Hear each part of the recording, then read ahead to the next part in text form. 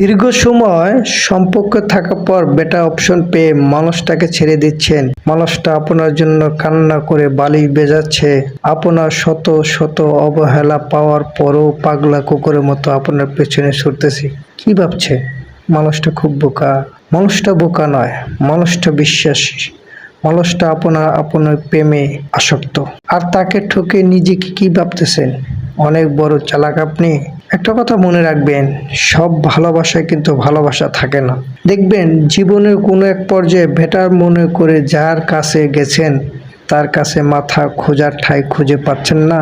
আপনি যেরকম করে ওই মানুষটাকে ভেঙে চুরমার করে দিয়ে এই মানুষটার কাছে এসেছেন, সেম একইভাবে এই মানুষটা কি আপনাকে ভেঙে চুরমার করে দেবে। না পারবেন সইতে, না পারবেন কইতে। শুধু সময়ের অপেক্ষা। পার্থক্য শুধু একটাই, আজ আর কাল।